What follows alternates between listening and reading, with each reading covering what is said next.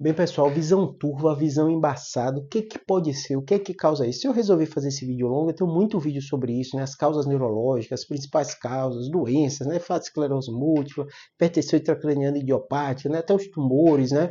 Os problemas nos nervos, que dão também, né? O nervo oftalmo, glioma de vias ópticas, que dão visão turva embaçada. Mas eu resolvi fazer esse vídeo geral, explicando para vocês as causas principais, né? As causas mais comuns, muitas causas até simples que o oftalmo consegue resolver, para você também não desesperar se acontecer isso com você e você acabar caindo aqui no canal. Né? Vamos lá, eu vou explicar o passo a passo, o que passa na cabeça da gente médico ao ouvir essa queixa, né? O que, que a gente imagina, quais são as informações que nos ajudam a direcionar para uma doença e outra. Né? Claro, por eu ser neurocirurgião, eu vejo muitas causas neurocirúrgicas, né? Mas eu vou falar para vocês todas as possíveis doenças, né?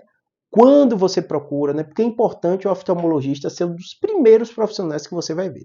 Vamos lá, né? Toda vez que a gente fala de sinal e sintoma, a gente vai pensar em prevalência de doença que dá esse sinal e sintoma. E sem dúvida nenhuma, a maioria das vezes que você queixa de visão turva, visão embaçada, o problema vai estar aqui, aonde? No olho. Claro que tem outra doença que é a enxaqueca, que vira e mexe dá problema de turvação visual, de visão embaçada, e ela é muito comum, obviamente, né? Mas ela é diferente porque isso é transitório.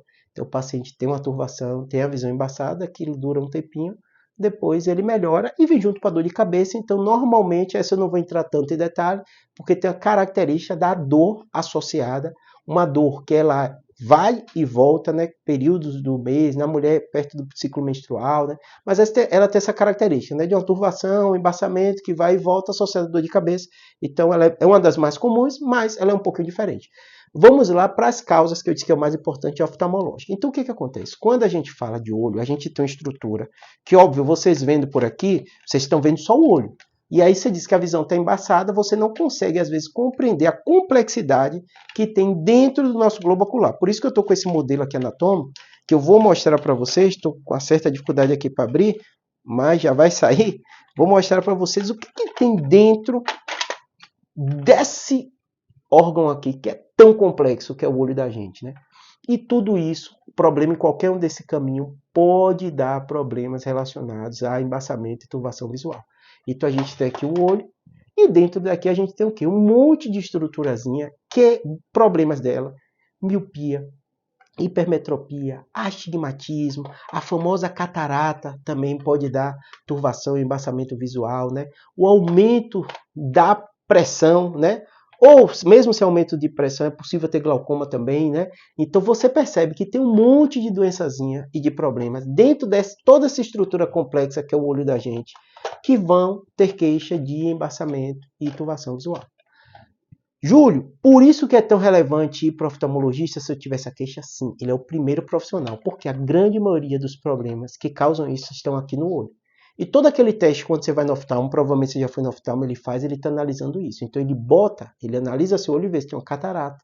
Ele analisa seu olho e vê a pressão do globo ocular, se está alterado, se não está alterado. Ele vê lá atrás a parte da retina, tem um sinal de descolamento de retina que também pode dar essa turvação, embaçamento visual.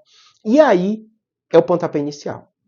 Grande parte dos pacientes, eu falei da enxaqueca que é o mais comum, né? Junto, maioria deles, 80% dos casos, vão ser resolvidos aqui pelo oftalmologista. Por isso, quando o paciente chega para mim, Júlio, eu tenho embaçamento visual e estou com dor de cabeça, acho que pode ser um tumor. Eu vou pedir os exames, eu vou examinar, eu vou investigar, vou ver o que é que precisa de fazer, mas vou imediatamente pedir uma avaliação oftalmológica e muitas vezes eu mesmo já vou pedir exames para afastar essa causa. Eu vou pedir muitas vezes a retinografia, vou ver o campo visual, mesmo às vezes antes de eu ver o resultado da ressonância. Por quê? Porque eu quero documentar o que está acontecendo no olho do paciente e sem dúvida nenhuma ele vai passar pela consulta com o oftalmologista. Porque o oftalmologista vai olhar tudo isso e conseguir resolver a maioria dos problemas. Júlio, eu não fui médico nenhum, estou com turvamento e estou com embaçamento da visão, minha visão está turva. Primeiro profissional que eu vou, oftalmologista. Por quê? Porque ele vai fazer essa avaliação. Estou com a visão está turva, mas estou com dor de cabeça, estou com fraqueza de um lado do corpo, estou com a dor insuportável. Aí você vai na emergência. Porque as causas neurológicas, tumores, AVC hemorrágico, até aneurisma, podem dar aumento da pressão intracraniana, é uma urgência. Mas se é algo crônico, algo que vai vindo ali, sem outro sintoma neurológico associado, você vai ambulatorialmente no seu oftalmologista que ele vai avaliar. Não sei que seja uma coisa súbita, porque tem descolamento de retina e outras doenças que são urgências oftalmológicas que tem que ser tratada logo. É raridade. A grande maioria vai ser ambulatorial. Feita essa avaliação, o oftalmo chegou a alguma conclusão que respondeu essa pergunta, óbvio, ele vai tratar. Chegam muitos pacientes que às vezes fizeram essa avaliação. O oftalmologista até acreditou ter uma causa oftalmológica, corrigiu aquilo, mas não melhorou o sintoma. Às vezes acontece. Tem paciente que tem catarata e acaba descobrindo, está com esse embaçamento visual, o oftalmologista acreditou pela clínica, pelo que ele viu, tratou, a catarata não melhorou. E às vezes chega para a gente neuro com outro diagnóstico, outra possibilidade. Quais são os casos que chegam mais para a gente? Eu vou dizer a característica, né? Hipertensão intracraniana idiopática. O que acontece? A pressão dentro do crânio aumenta tanto que comprime o nervozinho óptico no ponto de saída dele e o paciente tem uma papiledema, incha essa parte daqui, desfoca, ele não consegue ver direito, ele fica com a visão turva. Só que qual o contexto? É um paciente que tem uma dor de cabeça crônica, refratária muitas vezes ao tratamento clínico, aquele paciente bem sofrido de hipertensão intracraniana idiopática, que tem dor de cabeça e problemas visuais. É o clássico do paciente de hipertensão intracraniana idiopática. Normalmente é o paciente que foi muito médico, tratou como enxaqueca, não resolveu, depois tensional, usa um monte de remédio. Essa é a história clássica de hipertensão intracraniana. Claro, tem outras doenças? Tem. Entre um olho e outro, a gente tem o quê? A glândula hipófise. Entre um nervo, na verdade, e outro, né? A glândula hipófise. E ela cresce, ela pode comprimir e dar uma alteração de campo visual. Qual a grande dificuldade de receber o diagnóstico de tumor de hipófise, de meningioma, que dá também nessa região, e às vezes comprime o nervo óptico, os neurinomas também, aumentando a pressão intracraniana, pode dar problema visual, porque às vezes cresce lento e o paciente vai se adaptando. Então ele vai perdendo o campo da visão por causa de um tumor, só que, só para vocês terem ideia, imagine, coloque a sua mão aqui, você perdeu o campo da visão.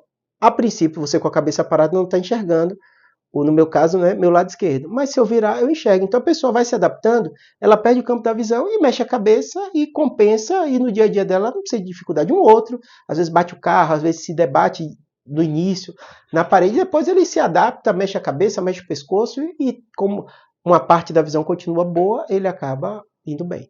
Tem os gliomas também, né, do nervo óptico, como eu já falei, região occipital, tumores grandes no cérebro, gliomas, pegando vias ópticas, pode dar também embaçamento, turvação visual, o paciente tem uma queixa visual.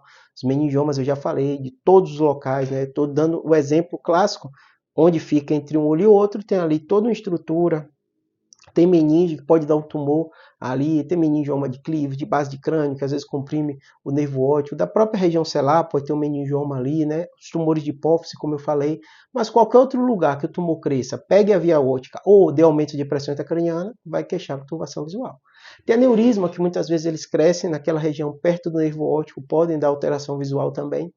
E a partir daí, a partir da clínica, o médico vai pedir o exame. Normalmente vai ter a avaliação oftalmológica, muitas vezes a gente vai pedir retinografia, muitas vezes vai pedir campo visual, vai pedir essa avaliação do oftalmologista e normalmente vai fazer exame de imagem também, quando o oftalmo não encontra causa, muitas vezes ele até pede, ou a gente pede angiorressonância para ver se não tem causa de aumento da pressão intracraniana, angiorressonância arterial, venosa, se não tem um aneurisma, se não tem um tumor comprimindo essas vias ópticas.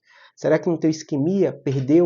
Teve uma isquemia na parte da visão. Às vezes o paciente nem nota, porque foi algo que, como eu falei para vocês, a visão, o AVC isquêmico, às vezes não tem dor, não tem nada, ele perdeu parte do campo de visão e foi se adaptando, achou que não era nada demais e seguiu a vida dele. Às vezes acontece, a gente encontra casos assim, ou os tumores. A ressonância vai ser o exame clássico, junto com campimetria, essa parte toda oftalmológica, tá bom? Espero que tenha ajudado. Qualquer dúvida, tem um vídeo específico de cada uma dessas doenças que eu citei, dos tumores, dos meningiomas de base de crânio, de hipertensão intracraniana idiopática, né? Então até vídeo de glaucoma, óbvio que explicando o básico para vocês, explicando o que é, por que dá isso. E qualquer dúvida, deixa aqui que eu tento fazer vídeo respondendo, tá bom? Espero que tenha ajudado. Abraço.